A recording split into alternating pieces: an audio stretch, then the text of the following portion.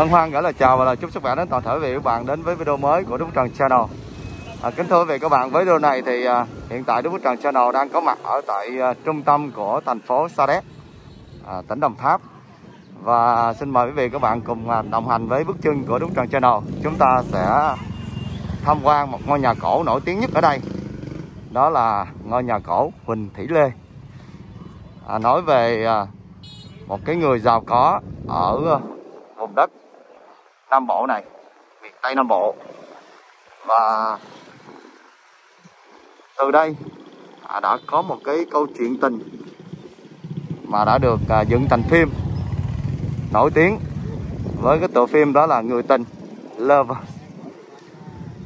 Để tìm hiểu người nhân vật này như thế nào, nhà cổ được gìn giữ kiến trúc làm sao, và cái bộ phim đó được diễn ra như thế nào, thì chúng ta sẽ đến với khu vực nhà cổ Huỳnh Thị Lê nằm cạnh bên dòng sông Sa Đéc.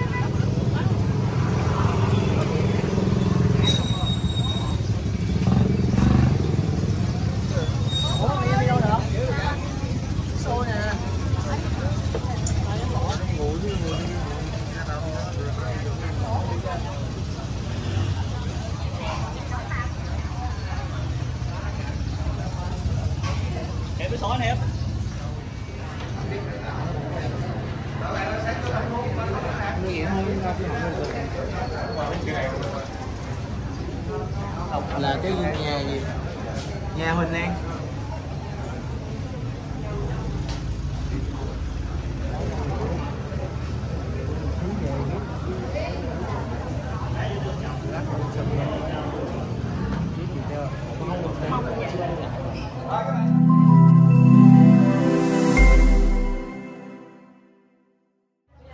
Dạ, chào mừng cả đoàn đến với nhà cổ Huỳnh Thị Lê. Ngôi nhà này xây năm 1895, tính đến nay là 126 năm. Ông chủ là người Hoa, kinh doanh lúa gạo, giàu nhất của vùng đất Sa Đéc. Nhà này giao thoa ba kiến trúc, đó là Pháp, Việt và Hoa. Pháp thể hiện ở ngoài mặt tiền nhìn vào là biệt thự phương Tây, còn người Hoa thì bên trong này có rất nhiều bao lam bằng gỗ liêm rất quý nhập bên Campuchia về. Chạm trổ những hình này là chim muôn hoa lá, thể hiện cho sự sung túc phồn thịnh của ngôi nhà. Đặc biệt là đường sơn son thiếp vàng, tức là vàng thần đóng với hợp chất vết đinh gỗ. Còn nhà truyền thống người Việt là nhà ba gian, bên đây một gian, hai gian, ba gian, tương ứng ba cửa. Những viên gạch lát nền trong nhà này cũng nhập từ bên Pháp về, trên 100 năm vẫn giữ nguyên. Riêng cái sàn ở giữa, người Hoa cố tình thiết kế theo phong thủy. Họ tin rằng tiền thu về một mối, trũng là động lại ở giữa. Còn bên đây có thanh cửa nghỉ trưa. Khi nghỉ trưa thì mình kéo ngang đây. Thay vì đóng hai cửa gỗ, nhà rất tối, như thế này ánh sáng gió lùa vào, ngăn trẻ em không ra ngoài. Ông này buôn bán lúa gạo, muốn nghỉ trưa nhưng tiếp khách thì kéo sát qua đây. Khách đến họ biết đang nghỉ trưa không làm phiền.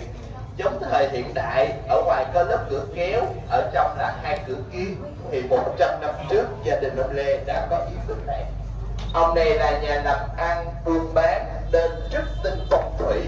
Hướng nhà là hướng đông bắc, còn vị trí cất nhà nhất cận thị, nhị cận Giang Tam Cận Lộ, tức là giết gần chợ, chị gần sông, ba gần đường lớn, thì nhà này thuận lợi hết. Bên tay phải này chợ Sa Đéc, phía trước mặt tiền đường Nguyễn Huệ là một trong những đường lớn của thành phố Sa Đéc. Còn phía trước nữa là sông Sa Đéc, hay có tên mỹ miều là dòng Sa Giang. Còn bức ảnh này ông Quan Công, người Hoa gọi là Quan Vân Trường, còn người Việt gọi là Quan Thánh Đế Quân. Đối với người Hoa, ông này liêm minh, chính trực, khí phách của người Nam Nhi. Ông Quan Công ở đình chùa hay đứng, mặt đỏ ngầu, cầm cây đao. Nhưng mà đây là bức ảnh gia đình nên ông ngồi trước oai vệ, tay nâng đai ngọc, râu vuốt theo chiều nước lớn. Bức tranh này được xem là bức tranh vẽ ông Quan Công đẹp nhất ở đồng bằng sông Cửu Long. Còn bên đây là hình của ông Quỳnh Thủy Lê, kế bên là hình cưới của ông với bà vợ tên Nguyễn Thị Mỹ, cũng là người Việt gốc Hoa, quê ở Gò Công, Tiền Giang.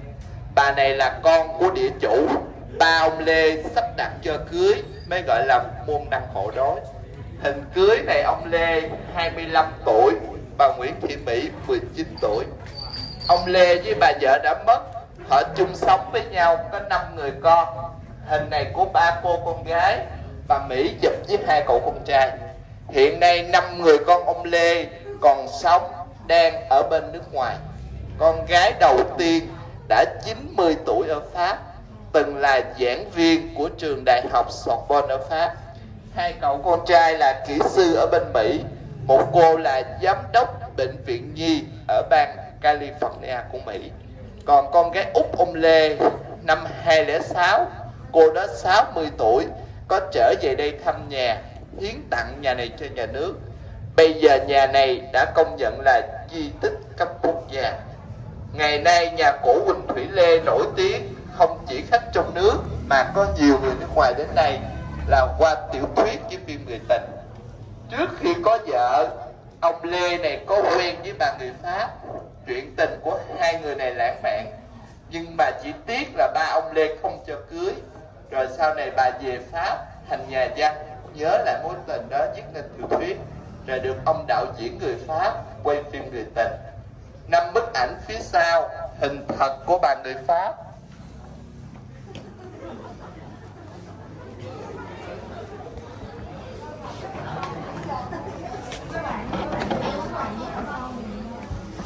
Mấy bạn xích qua đây tí xíu để cho mấy bạn phía sau.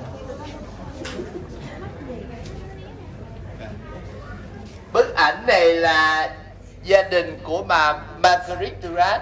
Hình này lúc bà 4 tuổi, ba, mẹ, 2 người anh trai.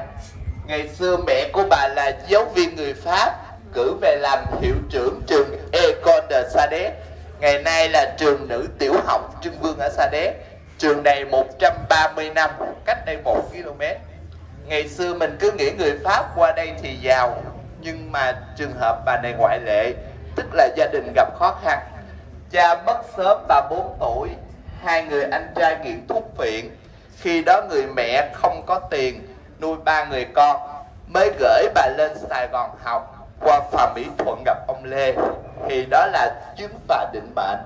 Năm đó 1929, ông Lê được 23 tuổi, bà này được 16 tuổi. Ông Lê du học bên Pháp nên nói được tiếng Pháp với bà. Ông chạy chiếc xe hơi limousine, từ trong xe nhìn ra thấy cô gái Pháp xinh đẹp tựa vào lan can phà, làm cho ông dao động. Ông mới xuống xe làm quen, rồi mời bà cho có gian lên Sài Gòn. Hàng ngày lấy xe hơi đưa rước bà đi học. Họ yêu nhau và chung sống 2 năm như vợ chồng trên Sài Gòn, nhưng mà không có con. Ba ông Lê không biết chuyện này, đến thời gian thực hiện hôn ước với bà vợ mới phát hiện ra và không cho cưới, với 2 lý do. Thứ nhất, câu môn đăng hộ đối. Thứ hai, chữ trinh tiết của người Hoa, khi đã chung sống trước hôn nhân thì không được cưới.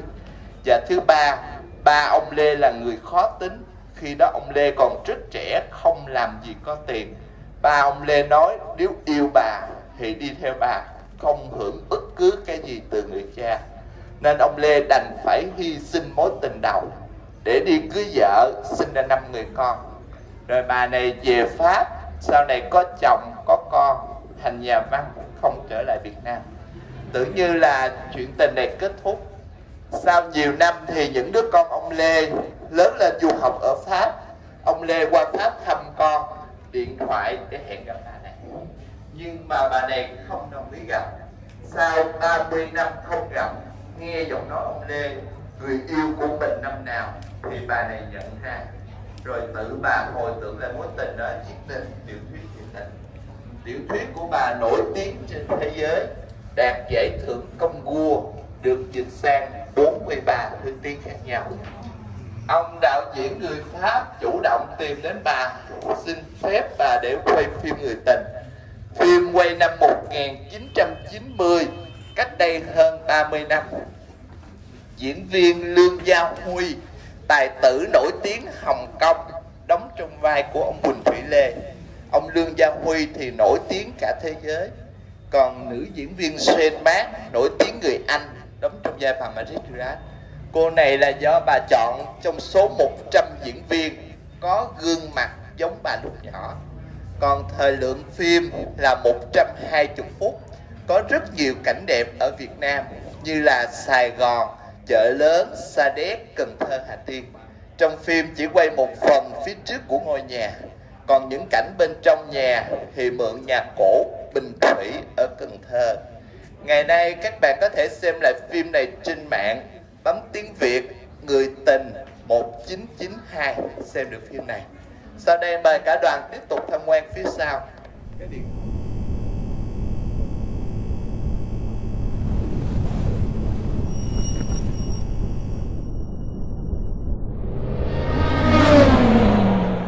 Không có ai nghe Giới thiệu với cả đoàn, đây là bộ liên văn hay gọi là cái sập ông Lê hay nằm trên đây để nghỉ trưa. Bộ này là có tuổi thọ 100 năm. Trên đây là cận sạc cừ ngọc trai có giá trị. Mình thấy là ở mỗi vòng tròn có hình tượng 5 con dơi. Con dơi là động vật biết bay, có rất nhiều ở chùa Dơi Sóc Trăng. Thì hình dáng con dơi này giống như chữ phúc của người Hoa. 5 con dơi với ngụ ý là ngũ phúc, tức là 5 điều tốt đẹp. Khi cất nhà có khắc hình 5 con dơi gọi là ngũ phúc lâm môn, tức là rinh 5 điều tốt đẹp vào nhà. Trên bộ liên văn này là mình thấy có 8 vòng tròn. Người Hoa họ thích số 8 là chữ bát hay gọi là phát, là may mắn. Đối với người Hoa, số 8 là số may mắn. Hai phòng ngủ này ngày xưa của gia đình ông Lê, vợ chồng của ông Lê thì ngủ ở phòng này. Ngày nay đưa vào du lịch thì có nhiều người nước ngoài đến đây tham quan xong, họ thích trải nghiệm ăn trưa ở nhà người tình và ngủ qua đêm ở đây. Bởi vì về Pháp, bà này rất là nổi tiếng, những tác phẩm của bà giảng dạy trong trường phổ thông bên Pháp, nên những khách Pháp họ đến đây họ chụp hình, họ mới về họ khoe với bạn của họ là họ đã đến với nhà của cái ông người tình đó rồi, được ăn trưa ở đây và ngủ qua đêm ở đây. Nếu như trải nghiệm ngủ qua đêm ở đây là 550.000 một phòng 2 người, ngủ quạt, ngủ mùng, không máy lạnh, toilet ở phía sau. Nhưng mà số lượng chứa tối đa chỉ được có 4 khách thôi. Ông này giàu có tấm két sắt để tiền, góc tay phải đó là két sắt ngày xưa. Két sắt này rất là nặng, khoảng 20 người khiêng mới nổi. Hay là những kính màu trang trí bên đó nhập bên Pháp về, thường thấy trong các nhà thờ. Ở thành phố Hồ Chí Minh thì có nhà thờ Đức Bà. Về nhà giàu nữa thì người ta làm lam phong bằng gỗ, trên trần rất cao, được lợp khói âm dương. Vào trong mình cứ nghĩ một trệt một lầu, nhà này chỉ có một trệt thôi. Họ làm gỗ cắt diện nên thấy trong nhà rất là mát. Ngoài ra giữ được bên kia là tủ đựng rượu, kế bên là bàn trang điểm, còn bên đây là 2 cái tủ quần áo của gia đình ông Lê.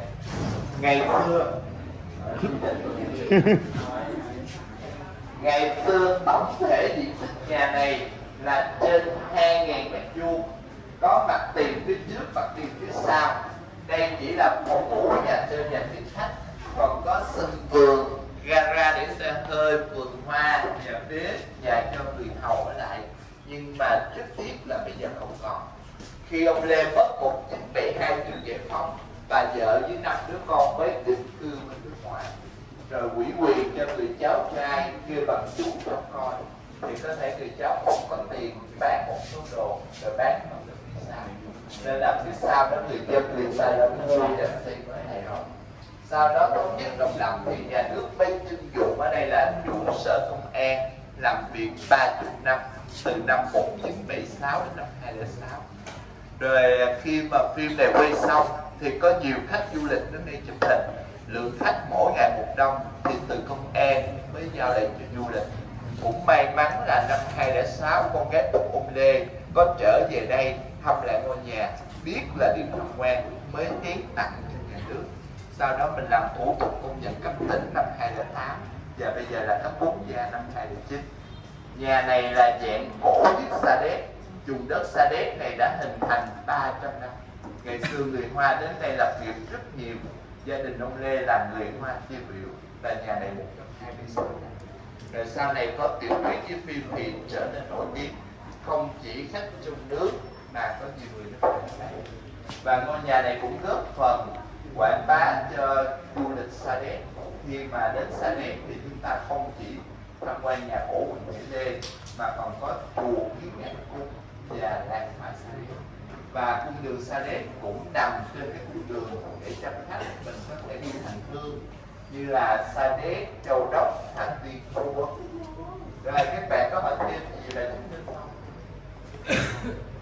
Nếu như không có hỏi thì sau đây các bạn có thể tự do tham quan chụp ảnh. Rồi bà thuyết minh đến đây làm hết. Cảm ơn cả nhà. Chất lượng nổi tiếng ở thành phố mình là trà tim sen, trà lá sen, rượu hồng sen tủ làm từ tim sen, củ sen, hạt sen được có quý tiết. Rượu này uống giảm stress, không đau đầu, chai lớn thì 220, vừa 160, chai nhỏ 120.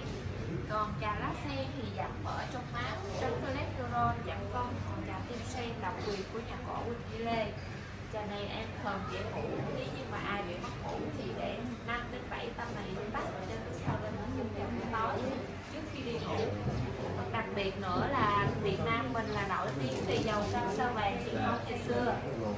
Nếu như mà ai bị đau nhức xương khớp hay là bị mất ngủ thì thoa một lớp mỏng cái đầu bằng chân để massage. Giờ này hộp nhỏ này 30.000, lóc thì gửi lóc thì 160. Còn trà này là 100.000 tim sen, mất ngủ uống cái này tốt. Rồi các bạn có thể mua về làm quà cho gia đình, người thân. Cái này mua về làm quà biếu hay là mình sử dụng rất là tốt vì tại vì nó chống nắng á.